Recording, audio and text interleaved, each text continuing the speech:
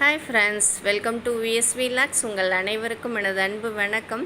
இன்றைக்கி நம்ம பார்லி கஞ்சி சூப் மாதிரி இருக்குங்க, குடிக்கிறதுக்கு அட்டகாசமாக இருக்கும். நான் வெஜிடபிள்ஸ் எல்லாம் போட்டு செஞ்சுருக்கேன். ரொம்ப டேஸ்ட்டாக இருக்கும். நீங்கள் இந்த வீடியோவை ஸ்கிப் பண்ணாமல் பார்த்து இதே மாதிரி செஞ்சு பாருங்கள், உங்களுக்கு டேஸ்ட்டு ரொம்பவே பிடிக்கும். இந்த கஞ்சி நம்ம வெயிட் லாஸ் பண்ணுறதுக்கு ரொம்ப யூஸ் ஆகுங்க. வாரத்துக்கு ஒரு 2 தடவையாவது கண்டிப்பாக செஞ்சு குடிச்சு பாருங்கள். இந்த கஞ்சி செய்கிறதுக்கு 100 கிராம் நான் பார்லி அரிசி எடுத்திருக்கேன். இந்த கப்புக்கு 3/4 கப்புன்னு வச்சுக்கோங்களேன். அதுக்கு இந்த ஸ்பூன் அளவுக்கு 3/4 ஸ்பூன் மிளகு எடுத்திருக்கேன். அதே 3/4 ஸ்பூன் சீரகம் எடுத்திருக்கேன். இப்போ இது 3ஐயும் நம்ம வறுக்கணுங்க. வறுத்து இதை பொடி பண்ணி நம்ம பாட்டிலில் வச்சுக்கிட்டோம் அப்படின்னா எப்போல்லாம் கஞ்சி செய்யணும்னு தோணுதோ அப்போல்லாம் 1 ஸ்பூன் பவுடர் போட்டு நம்ம கஞ்சி செஞ்சுக்கலாம். இப்போ நான் எடுத்து வச்ச பார்லியை ஸ்டவ்வை ஹை ஃப்ளேமில் வச்சு கை விடாமல் 1 நிமிஷம் நான் வறுக்கிறேங்க. 1 நிமிஷம் வறுத்தா போதும். அதுக்கப்புறம் நம்ம எடுத்து வச்ச மிளகும் சீரகமும் போட்டு அது பொரியிற வரைக்கும் வறுத்து எடுத்து வச்சுக்கணுங்க. இந்த மாதிரி ரெடி பண்ணி நம்ம பார்லி அரிசி ரெடி பண்ணி இந்த வறுத்ததை நம்ம பொடி பண்ணணும். பொடி பண்ணி ஒரு பாட்டிலில் ரெடி பண்ணி வச்சுக்கிட்டோம் அப்படின்னா நமக்கு கஞ்சி பண்ணுறதுக்கு ஈஸியாக இருக்கும். நம்ம வெயிட் லாஸ் பண்ணணும்னு நினைக்கிறவங்க வாரத்துக்கு கண்டிப்பாக ஒரு 2 தடவையாவது காலையில் நீங்கள் இதை கஞ்சியாக செஞ்சு குடிங்க. 1 கிளாஸ் தண்ணிக்கு 1 ஸ்பூன் இந்த பவுடர் போட்டு மிக்ஸ் பண்ணி கஞ்சியாக செஞ்சு குடிங்களேன். ரொம்ப உங்களுக்கு பிடிக்கும், நல்லதும் கூட இல்லையா? இப்போ நம்ம கஞ்சி செய்ய ஆரம்பித்தோன்னா நம்ம வறுத்து எடுத்து வச்சாச்சு. ஆறின பிறகு மிக்சியில் பொடி பண்ணிக்கலாம். இப்போ கஞ்சி செய்கிறதுக்கு ஒரு சட்டியில் நான் 1 ஸ்பூன் பட்டர் போட்டிருக்கேங்க. நான் 2 பேர் அளவுக்கு தான் செய்ய போகிறேன் கஞ்சி. இப்போ அதனால் 1 ஸ்பூன் பட்டர் போட்டிருக்கேன்.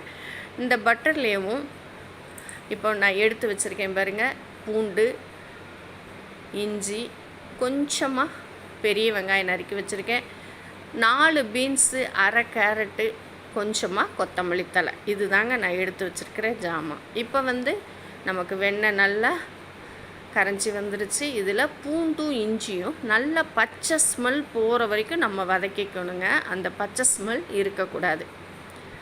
இது நல்லா வதங்கினதுக்கப்புறம் வெங்காயம் எடுத்து வச்சு இல்லையா, அதையும் வதக்கிக்கலாம்.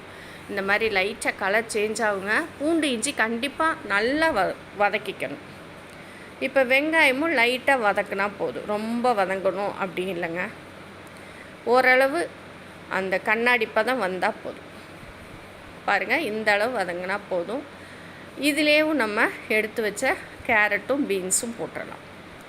இப்படி செஞ்சு குடிக்கிறப்போ நல்லா இருக்குங்க டேஸ்ட்டு. நீங்கள் கண்டிப்பாக இந்த மாதிரி ஒரு தடவையாவது செஞ்சு சாப்பிட்டு பாருங்கள்.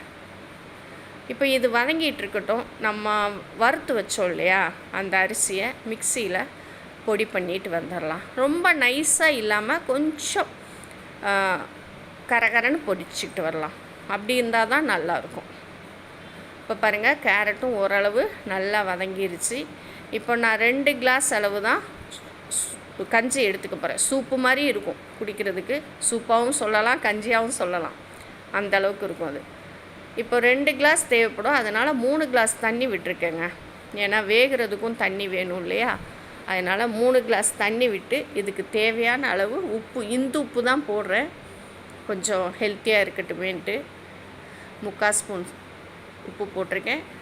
இது கொதிக்கட்டும். நம்ம பாருங்கள் அரிசி எந்த அளவுக்கு பொடிச்சிட்டு வந்திருக்கேன்னு. எடுத்து பார்த்தா நரன்னு இருக்கணுங்க. அந்த பாருங்கள், அந்த அளவுக்கு இருக்கணும். இப்போ இதை பாட்டிலில் நல்லா போட்டு வச்சுக்கிட்டோம் அப்படின்னா நம்ம எப்பெல்லாம் கஞ்சி செய்யணும்னு தோணுதோ 1 கிளாஸ் 1.5 கிளாஸ் தண்ணின்னு எடுத்துக்கலாம். 1 கிளாஸ் கஞ்சி வேணும்னா உங்களுக்கு 1.5 கிளாஸ் தண்ணி ஊற்றிக்கணும். அப்போது 1.5 கிளாஸ் தண்ணிக்கு 1 ஸ்பூன் அளவு அந்த பவுடரை போட்டு கஞ்சியாக செய்யுங்க. இப்போ தண்ணி நல்லா கொதித்து வந்துருச்சு பாருங்கள். நான் இப்போ 2 ஸ்பூன் அளவு இந்த பவுடரை அதில் போட்டுக்க போகிறேன். நல்லா குவியலாக எடுத்து போட்டுக்கலாம்.